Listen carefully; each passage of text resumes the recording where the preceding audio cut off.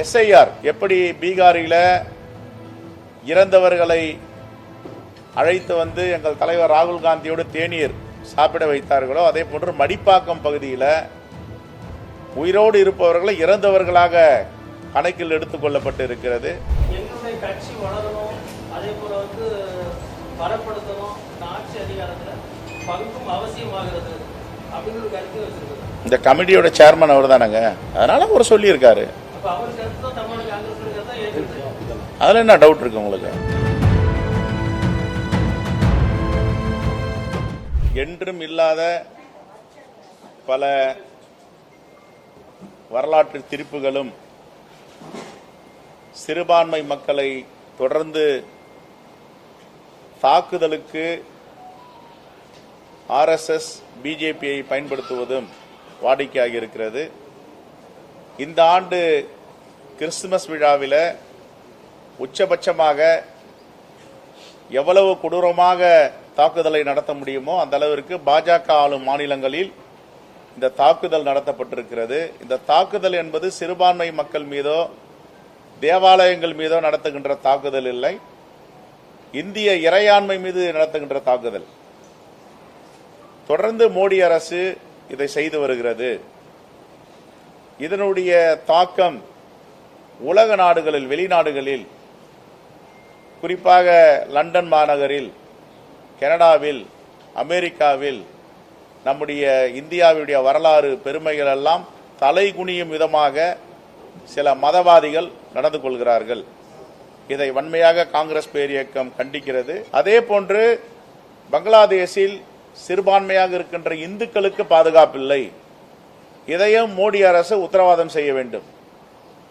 உலக நாடுகளெல்லாம் அவரை பார்த்து நடுங்குகிறது, உலக நாடுகளெல்லாம் அவரை பார்த்து உறவு வைக்க துடிக்கிறது என்று சொல்லும் மோடி அரசு ஏன் இந்துக்களுக்கு பங்களாதேஷில் பாதுகாப்பில்லை?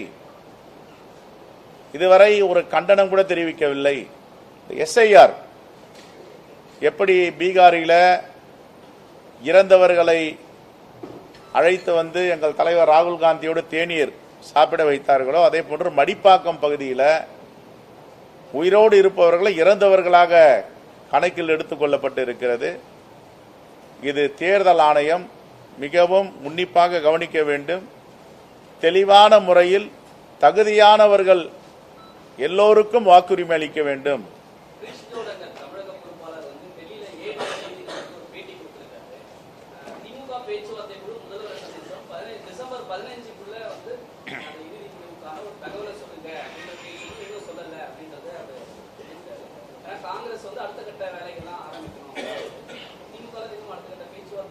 இல்ல, நாங்க இப்போ தொடர்ந்து தலைவர் ராகுல் காந்தி, தலைவர் மல்லிகார்ஜுன கார்கே அவர்கள், அதே போன்று பிரியங்கா காந்தி அவர்கள் தமிழ்நாட்டிற்கு வருகை தர இருக்கிறார்கள். அதற்கான ஏற்பாடுகளை செய்து வருகிறோம்.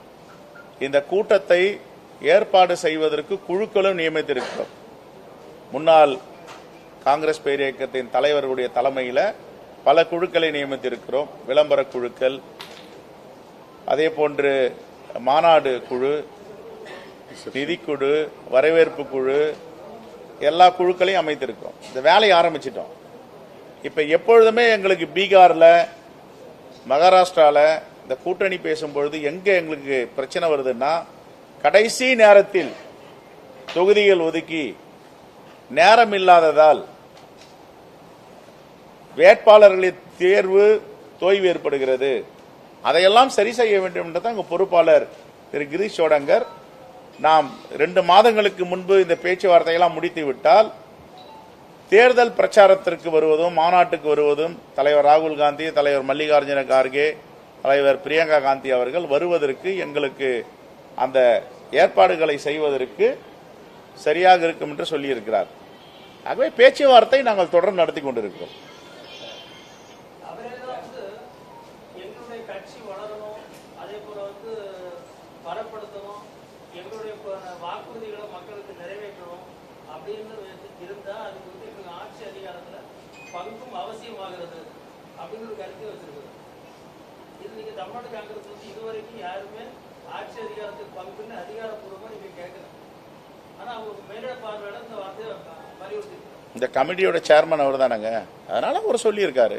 அப்ப அவர் கருத்து தான் தமிழ்நாடு காங்கிரஸ் கருத்து தான் ஏற்கனவே. அதில் என்ன டவுட் இருக்கு உங்களுக்கு? அவர் சொல்ற கருத்து தான். இப்ப இன்னைக்கு கூட நம்ம ஏற்கனவே ஒரு பேர்ல வந்து காங்கிரஸ் மறுமலர்ச்சி போராளிகள் பேர்ல ஒரு கடிதம் எழுதியிருக்காங்க. அந்த கடிதத்துல கூட திமுகவும் பிஜேபியும் ஒண்ணு போலதான் இருக்கிறாங்க, ரெண்டு பேருமே காங்கிரஸ் வளர்ச்சியை நசுக்கிறாங்க, அதனால நம்ம வந்து ரெண்டு பேருக்கும் ரொம்ப வளரணும்னு சொன்னா ரெண்டு பேரையும் எதுக்கணும் அப்படிங்கிற மாதிரி ஒரு கருத்தை பதிவு பண்ணாங்க. நாம வலிமையா இருந்தா, நாம கட்சி பணியை சிறப்பா செஞ்சா யாரும் நம்மளை வந்து நசுக்கவும் முடியாது, ஒதுக்கவும் முடியாது, ஒடுக்கவும் முடியாது. நாங்க இப்ப வலிமையா இருக்கிறோம். இதே கூட்டணி மாற்றங்கள் இல்லை, இந்தியா கூட்டணி வலிமையா இருக்குன்னு சொல்லி நீங்க மாநில தலைவர் சொல்றீங்க. உங்க கட்சியில திருச்சி வேலுச்சாமி பல பத்திரிகையாளர் சந்திப்பு, பல டிவி டிபேட்டுகள்ல வந்து காங்கிரஸ் மாற்றி யோசிக்கணும் அவர் தான் பேசுறாரு. அது அவருடைய சொந்த செய்தி, கட்சியோட செய்தி கிடையாது. அவர் பேசுறதுலாம் அவருடைய சொந்த பேச்சு, கட்சியோட பேச்சு கிடையாது. உங்க கட்சிக்காரங்க என்ன சொல்றாங்கன்னா, ஆட்சியில் பக்கத்துல இருக்கும்போது எங்க கட்சியில தான் ஒரு துணை முதல்வர் வருவாங்க, சில மந்திரிகள் வருவாங்க, அப்படி இருக்கும்போது எங்களுக்கு தானே பெருமையான ஒரு ஆட்கள் பேசுறாங்க, நீங்க அதை எப்படி எடுத்துக்கிறீங்க? ஏங்க உங்களுக்கு இவ்வளவு மகிழ்ச்சியா சொல்லும் போது எங்களுக்கும் மகிழ்ச்சியா தான் இருக்குது.